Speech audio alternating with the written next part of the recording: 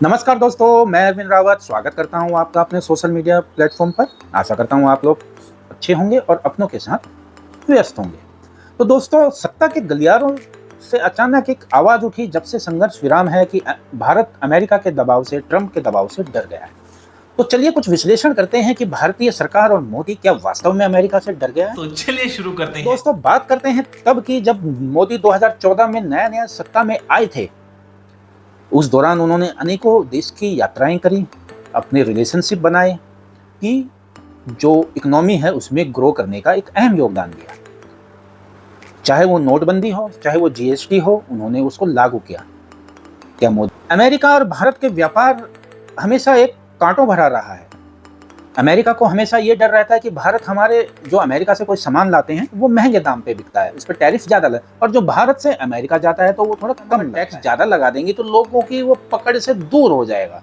और अगर वो सामान्य टैक्स पे आएगा तो लोग सोचेंगे यार क्यों ना हम पहले अमेरिका वाला सामान खरीदें, तो इसलिए भारत में टैरिफ ज़्यादा बढ़ा हुआ। अमेरिका ने बहुत कोशिश कर ली भारतीय मार्केट में घुसने की, परंतु मोदी डटे रहे, बोला नहीं यही टैरिफ रहेगा। और अभी भी रिसेंटली अगर आप ग्लोबली न्यूज़ चैनल देखते हैं, या जब से डोनाल्ड ट्रंप आए हैं चीन और भारत के पीछे पड़े हुए हैं।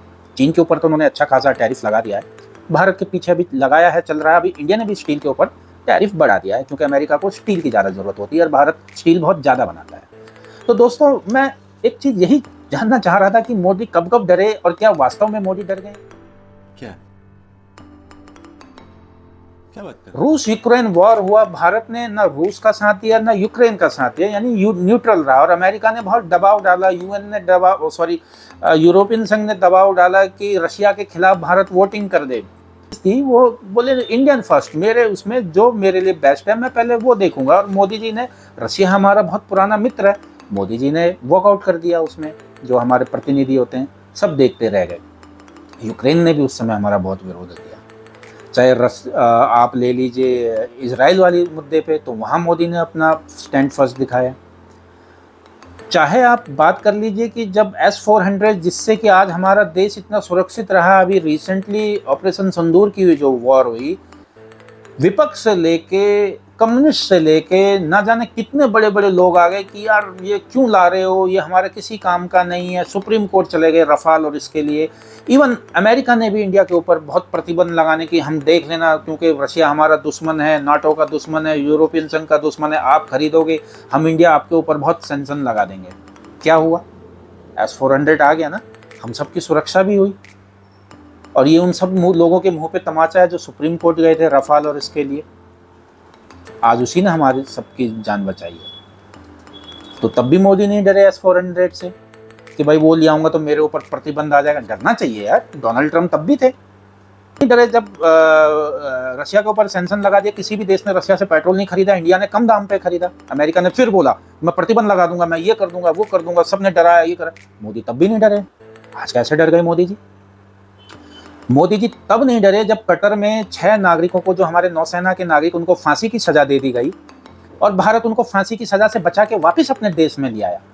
वो जो पहले कहते थे मोदी जी विदेश में क्यों घूम रहे हैं, वो उसी का नतीजा था कि हमने अपने संबंध काफ़ी देशों से अच्छे करिए, और लगभग पाकिस्तान और चीन को छोड़ के सभी के साथ हमारे राजनीतिक संबंध अच्छे हो गए हैं, और व्यापारिक संबंध भी। चाहे अभिनंदन जी का मामला ले लीजिए, चाहे अभी हमारे वीर साहू जी जो BSF के जवान थे उनका मामला ले लीजिए, सभी सुरक्षित वापस आए। जिन जिन का पता चला, जहाँ से पता चला, अभी यूक्रेन में हमारे इतने नागरिक फंस गए थे, सिर्फ इंडिया का झंडा लग गया, सारे नागरिक अपने आप आए। किसी की हिम्मत ना रशिया ने एक पटाखा फोड़ा, ना बम फोड़ा, ना यूक्रेन ने किया, सारे आए। इतने विश्व में बहुत से ऐसे मिडिल ईस्ट से लेके कहाँ दिक्कत नहीं हुई, हमारे नागरिक सुरक्षित आए। कितने सारे ऐसे वो रहे जहाँ हमारे बड़े बड़े ऑफिसर और नेता लोग गए उनको लेने के लिए, यमन में, कतर में, पता नहीं। और कोविड के टाइम पे देखिए कहाँ से लोग आए।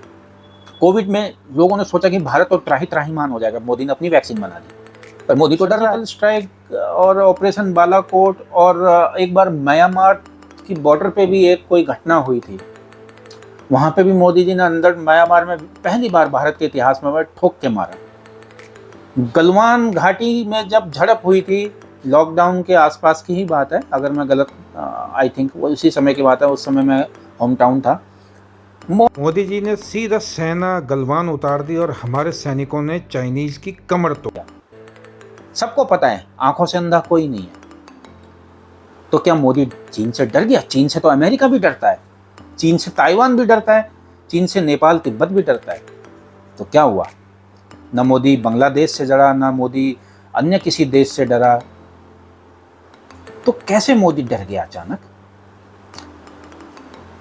मोदी तब नहीं डरा होता तो ऑपरेशन सिंदूर क्यों होता, और मोदी जी को डरना ही होता तो मोदी जी 140 करोड़ देशवासियों के आगे क्यों बोलते कि भयानक प्रतिशोध लिया जाएगा।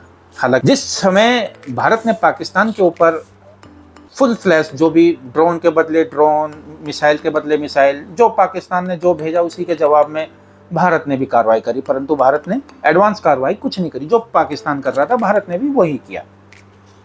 अमेरिका से लेके उसका जो उपराष्ट्रपति हैं, यूएन हो गया, यूरोपियन संघ हो गया, किसी भी देश ने ये नहीं कहा कि यार मोदी गलत कर रहा है।